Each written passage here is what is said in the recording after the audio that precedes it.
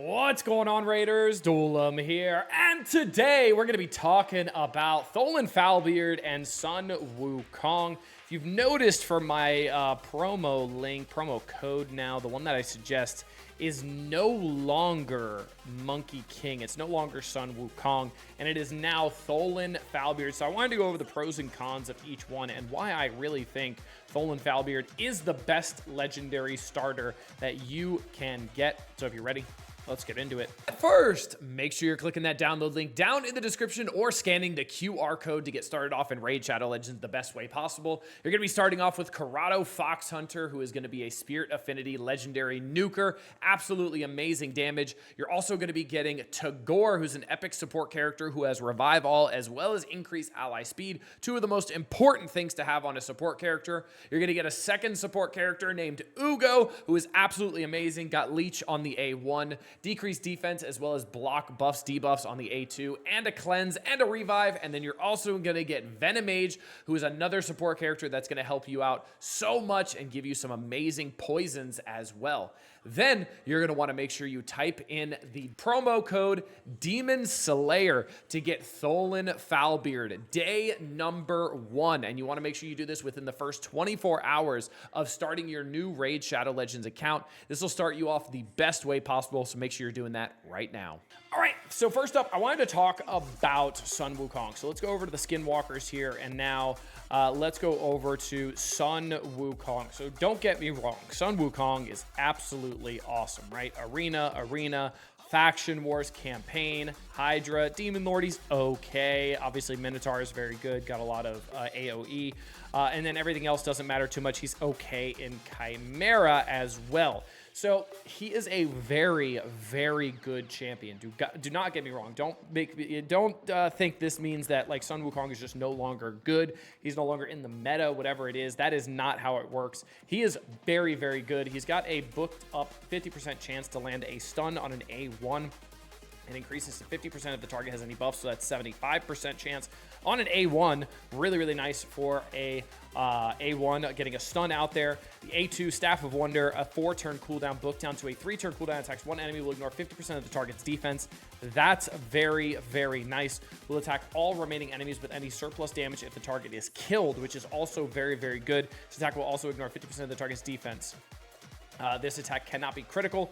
If the initial target survives, place a sheep debuff on the 1 turn. This debuff cannot be blocked. Very good. And the A3, now you see us 4-turn cooldown, book down to a 3-turn cooldown. So 2 3-turn cooldowns, really, really nice on his kit. Attacks all enemies before attacking, steals all buffs from all enemies, and then places a block buffs, debuffs on them for 2 turns. Now this is really, really solid, especially stealing all buffs. That's really good for Hydra, which is why he does have a 4.7 in Hydra. Also good for Faction Wars because you're stealing a lot of those buffs as well.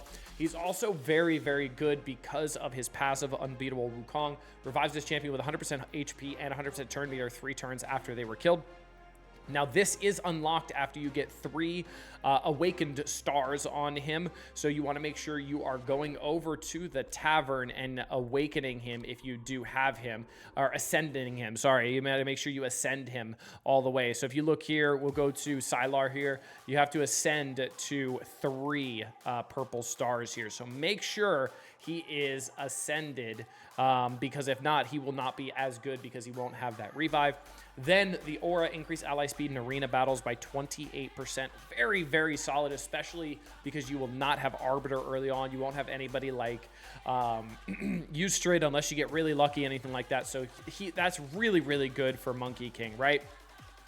The problem, well, actually, another benefit of him is you can build him one way and one way only. He's just a glass cannon, right? He needs no defense, no HP. He just needs 100% crit rate, all the crit damage on planet Earth, and speed, and then a little bit of attack, obviously. He doesn't really need any accuracy. The debuff cannot be blocked for the sheep here. The stealing does do really well as well. Landing the block buffs debuff on them for 2 turns.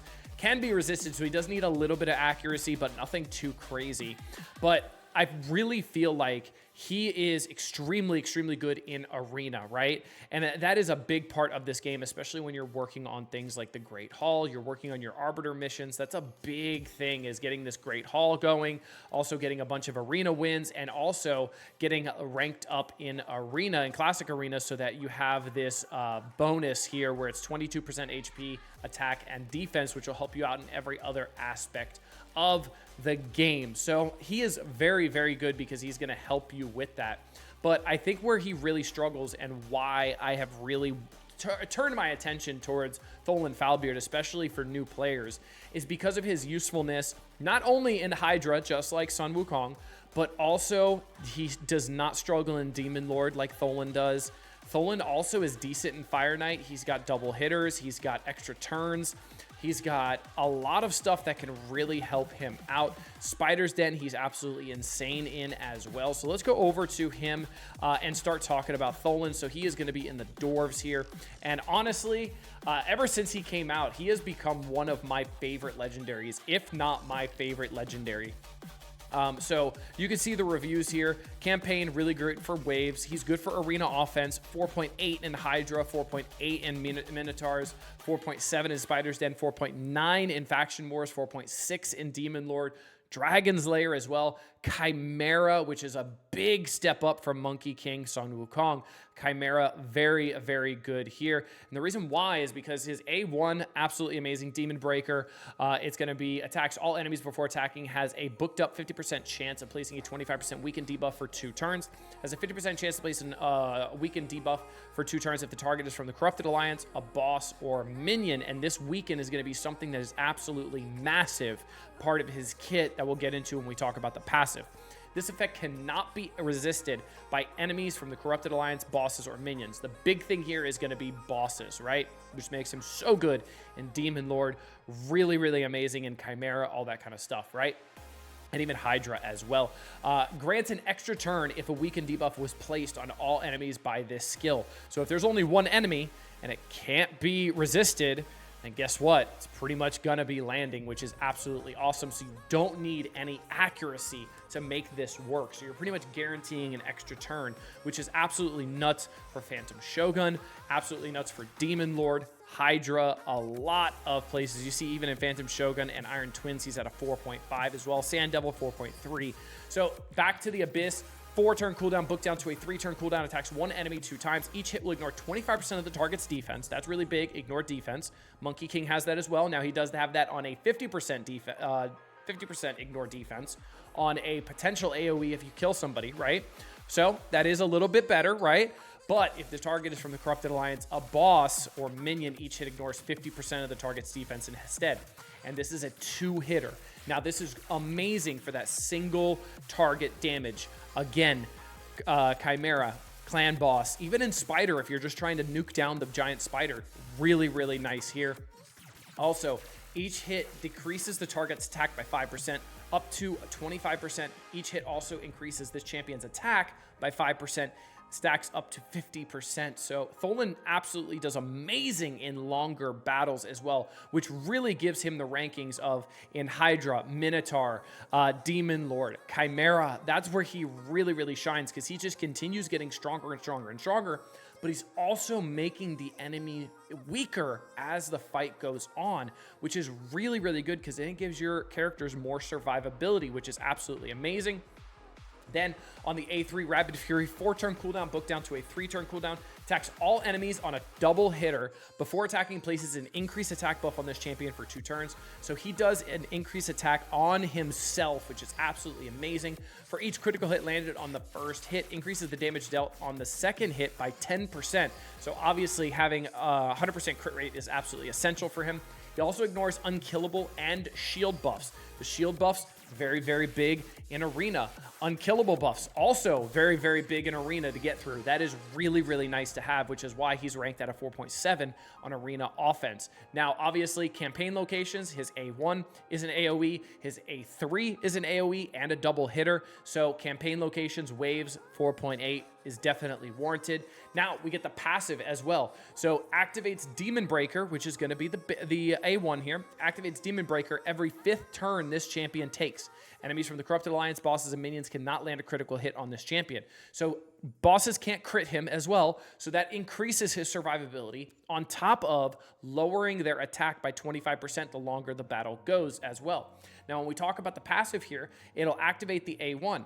Now, when it activates the A1, if everybody gets the weaken from that, he's getting an extra turn again. So technically, he could take 3 turns in a row. So he's got the passive hitting, activating the A1.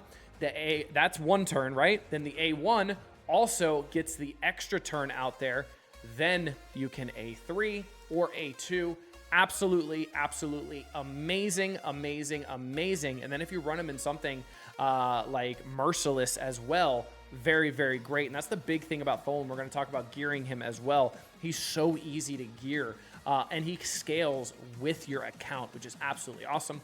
Now, the aura is going to be one of the big downsides of picking Tholan over Sun Wukong, but I think the amount of benefits he brings you kind of outweighs just the lack of a very good aura. Now, don't get me wrong, his aura is very good, especially for things like Spider, where you need him in your aura position because you get 30% extra damage. I have him in my aura position for my Spider team, and it helps out so much. He's really great, obviously, for wave content as well in the campaign locations, faction wars.